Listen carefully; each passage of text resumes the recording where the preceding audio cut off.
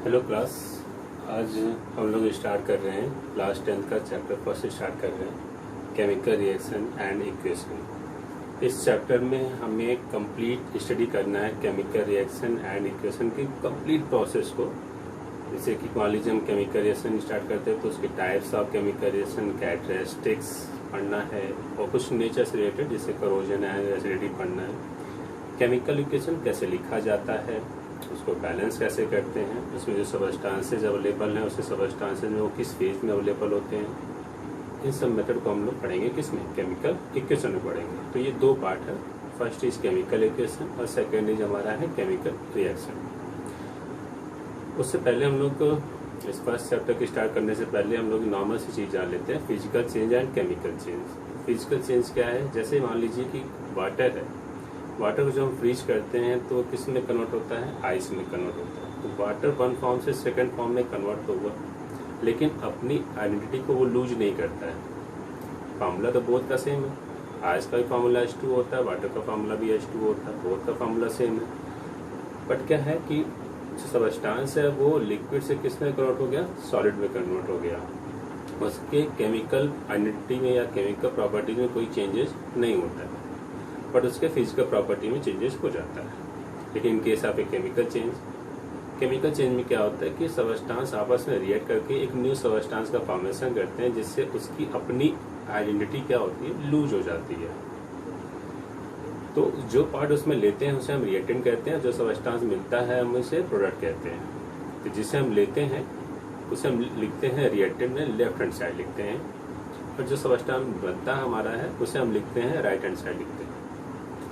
तो रिएक्टेंट को लिखा जाएगा लेफ्ट हैंड साइड और प्रोडक्ट को लिखा जाएगा राइट हैंड साइड। दोनों के बीच में एक सिंगल एरो की साइन लगाएंगे, जिस साइड डायरेक्शन आपका जिस डायरेक्शन में रिएक्शन आपका प्रोसीड हो रहा होगा। इसे मान लीजिए रिएक्शन आप आगे की तरफ बढ़ रहा है तो हम उसको left hand side LHS to RHS की तरफ दिखाएंगे।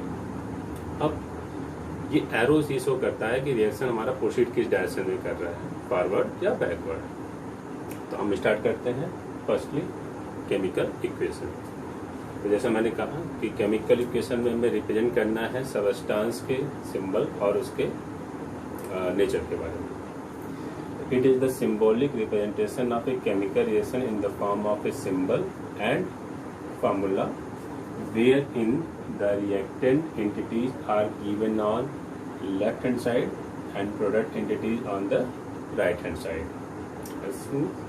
जैसे हम केमिकल इक्वेशन में सिंबल और उसके फार्मूले को लिखेंगे, उसकी आइडेंटिटी के बारे में लिखेंगे, और जो रिएक्टेंट है उसे हम लेफ्ट हैंड साइड में लिखना है हमें है, और जो हमारा प्रोडक्ट है उसे लिखना है राइट हैंड साइड में। एग्जाम्पल में देखें, जैसे हमने लिखा है magnesium react with oxygen to give formation of a magnesium oxide. अब देख रहे हैं कि मैंने सिंबल नहीं लिखा, ये पहले लिखा है मैंने है सबस्टेंस का नेम लिखा है, मैग्नीशियम ऑक्सीजन टू गिव से मैग्नीशियम ऑक्साइड।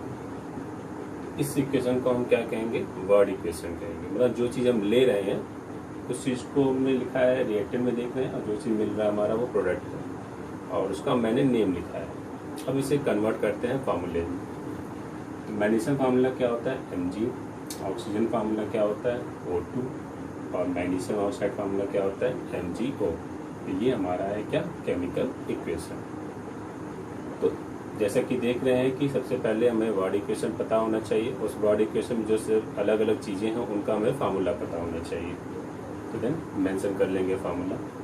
जैसा हम जानते हैं कि मैग्नीशियम मेटल है तो उसका फेज सॉलिड होगा, ऑक्सीजन एयर से मिलता में तो उसका फेज क्या होगा, गैसियस, और हमें जो मिल रहा है सबस्टांस मैग्नीशियम ऑक्साइड उसका फेज होगा सॉलिड स्टेट, इसलिए उसको किससे इंडिकेट करेंगे, S से। तो इसलिए मैंने साइड में यहाँ मेंशन किया है कि सबस्टांस यदि सॉलिड है तो उसको इंडिकेट करेंगे स्मॉल s से, सबस्टांस लिक्विड है तो उसे इंडिकेट करेंगे स्मॉल l से, गैस है तो उसे इंडिकेट करेंगे स्मॉल g से, और एक्वा सॉल्यूशन है तो उसे इंडिकेट करेंगे किससे, AQ से। अब जैसे देख रहे हैं कि इस दोनों जो रिएक्शन लिखा गया है इसके बीच में एक एरो, ये एरो दिखा रहा है कि रिएक्शन फॉरवर्ड आगे की तरफ प्रोसीड कर रहा है। तो ये हमारा लेफ्ट हैंड साइड हो गया, ये हमारा right hand side. Left hand side में रिएक्टेंट लिखा गया है और ये राइट हैंड साइड में हमारा प्रोडक्ट लिखा गया है। अब जो केमिकल इक्वेशन है ये टू टाइप्स के हम कह सकते हैं, अनबैलेंस्ड एंड बैलेंस्ड। जैसे हम क्लास 9th में पढ़े हैं कि law of conservation of mass, तो उसमें क्या है कि रिएक्टेंट एंड प्रोडक्ट का बोथ साइड का मास इक्वल होना चाहिए। यहाँ भी कुछ कंडीशन से अप्लाई होंगी कि रिएक्टेंट साइड के number of atom and product side के number of atom both side यदि अनइक्वल है तो उसे आप क्या कहेंगे, unbalanced chemical reaction. Both side number of atom are equal, number of atom present in reactant is equal to number of atom present in product are equal, then the reaction is known as, ये क्या होगा आपका balanced chemical reaction. अब हम balance chemical reaction कैसे करते हैं, कैसे उसकी आइडेंटिटी को लिखा जाता है, आइए उसके बारे में देखते हैं। देखिए एग्जांपल मैंने लिया है magnesium react with oxygen to give से मैग्नीशियम ऑक्साइड है। जैसे देखना है कि ये अनबैलेंस्ड है, क्यों अनबैलेंस्ड है उसको भी देखते हैं। जैसे देखिए रिएक्टेंट में मैग्नीशियम 1 एटम, प्रोडक्ट में भी मैग्नीशियम 1 एटम है, but in reactant side oxygen number of atom 2, but in the product side number of oxygen atom is 1। तो अनबैलेंस्ड है, इसे मुझे बैलेंस करना है। तो बैलेंस करने के लिए देख रहे हैं कि मैग्नीशियम तो बैलेंस है, बट अनबैलेंस्ड क्या आपका है, ऑक्सीजन। तो ऑक्सीजन देख रहे हैं रिएक्टेंट साइड में 2 एटम है, बट इन प्रोडक्ट साइड में number of oxygen atom is 1। तो देन फर्स्टली बैलेंस है, ऑक्सीजन किस साइड कमी है, ऑक्सीजन की प्रोडक्ट साइड कमी है। प्रोडक्ट साइड हम क्या करेंगे, एक सुटेबल नंबर से मल्टीप्लाई करेंगे जिससे कि ऑक्सीजन बैलेंस हो। तो ऑक्सीजन रिएक्टेंट में 2 था और प्रोडक्ट में 1 था, इसलिए 2 करना होगा प्रोडक्ट साइड भी, इसलिए क्या करेंगे, सबस्टांस के पहले 2 से मल्टीप्लाई कर देंगे। तो देख रहे हैं 2 से मैंने मल्टीप्लाई किया, इसका मतलब 2 मोल ऑफ क्या हो गया, मैग्नीशियम ऑक्साइड। तो अब ऑक्सीजन बैलेंस हो गया। अब देखिए कि जो मैग्नीशियम है अब वो कितना हो गया, 2, क्योंकि NGO में मैग्नीशियम 1 एटम है, जब हम 2 से मल्टीप्लाई कर रहे हैं तो नंबर ऑफ मैग्नीशियम एटम कितना हो गया, 2, और रिएक्टेंट साइड कितना था, 1, इसलिए मैग्नीशियम को बैलेंस करने के लिए मैंने क्या किया, 2 से मल्टीप्लाई कर दिया रिएक्टेंट साइड भी। अब आपका ये रिएक्शन बैलेंस हो गया। लेकिन अभी हमें मेंशन करना है क्या, उसके फिजिकल स्टेट मेंशन करना है। तो magnesium physical state is solid, oxygen physical state is gas, and magnesium oxide physical state is solid, then this reaction is completely balanced. Second example हम देखते हैं, iron react with water to give से Fe3O4 plus H2। अब हमें ये reaction balance करना है, ये भी अनबैलेंस्ड है, इसलिए इसे हम कह सकते हैं अनबैलेंस्ड रिएक्शन। ठीक है, अब देखिए इस रिएक्शन में देखिएगा, जैसे यहाँ पे देख रहे हैं रिएक्टेंट साइड आयरन 1 है, प्रोडक्ट साइड देखिए आयरन कितने हैं, 3, reactant side oxygen 1, product side oxygen 4, hydrogen reactant side 2 and product side hydrogen 2। तो बैलेंस क्या नहीं है, आयरन एंड ऑक्सीजन, ये बैलेंस नहीं है। तो पहले हम ऑक्सीजन को देखते हैं। अब देखते हैं कि रिएक्टेंट साइड ऑक्सीजन 1 है और प्रोडक्ट साइड ऑक्सीजन कितने हैं, 4 है। तो पहले हम किसे बैलेंस करेंगे, ऑक्सीजन को। देखिए यहाँ पे प्रोडक्ट साइड ऑक्सीजन 4 है और रिएक्टेंट में ऑक्सीजन 1 था, तो ऑक्सीजन किसके साथ है, वाटर के साथ है। तो ऑक्सीजन को बैलेंस करने के लिए वाटर में किससे मल्टीप्लाई कर देंगे, 4 से। तो कितने हो गए ऑक्सीजन यहाँ पर, 4, तो ऑक्सीजन बैलेंस हो गया।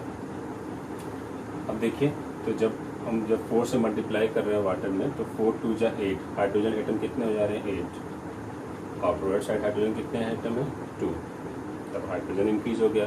लेकिन प्रोडक्ट साइड हमारा बैलेंस नहीं है, हाइड्रोजन है, तब बैलेंस करना होगा। तो number of atom of hydrogen in reactant side 8, but in case of A product side कितने नंबर ऑफ एटम है, 2, तो मल्टीप्लाई करेंगे हाइड्रोजन में प्रोडक्ट साइड, तो 4 2 जा 8, तो देन में प्रोडक्ट साइड में क्या करेंगे, हाइड्रोजन में 4 से मल्टीप्लाई कर देंगे, जिससे कि हाइड्रोजन आपका बैलेंस हो जाएगा। देखिए हाइड्रोजन 4 2 जा 8, रिएक्टेंट साइड भी 4 2 जा 8, ऑक्सीजन पहले से ही बैलेंस कर चुके हैं। अब देखिए क्या अनबैलेंस्ड है, तीसरा आइटम हमारा आयरन अनबैलेंस्ड है। इन प्रोडक्ट साइड आयरन कितने यहाँ पर है, 3, but in product reactant side कितने आयरन आपके हैं, 1 एटम है। तो हम आयरन को बैलेंस करते हैं, तब आयरन को देखिए बैलेंस करने के लिए रिएक्टेंट में किससे मल्टीप्लाई करेंगे, 3 से। अब चेक कर लेते हैं कि क्या सभी आइटम बैलेंस है कि नहीं केमिकल रिएक्शन में। तो reactant side iron 3, product side iron number of atom of iron is 3, hydrogen 4 2 जा 8 इन रिएक्टेंट साइड, इन प्रोडक्ट साइड 4 2 जा 8। ऑक्सीजन चेक कर लेते हैं। 4 1 4 in reactant side and product side 4 atom of oxygen, means reaction balanced है। अब हमारा last बचता line है क्या कि हम इसकी फिजिकल स्टेट मेंशन कर दें। Iron is a metal, then the physical state is solid. Iron moderately reactive है, तो इसलिए आयरन का रिएक्शन कराएंगे किससे, स्टीम से रिएक्शन कराएंगे, तो थोड़ा इजीली फास्ट रिएक्शन होगा। तो वाटर का फेज कैसा हो जाएगा हमारा यहाँ पे, स्टीम का फेज गैसियस हो गया। फॉर्मेशन किसका होगा, Fe3O4, physical state is solid and formation यहाँ पे हमें क्या मिलेगा, हाइड्रोजन गैस रिलीज होगी, इसलिए इसे हम दिखाएंगे एरो अपवर्ड दिखाएंगे। Okay, thank you.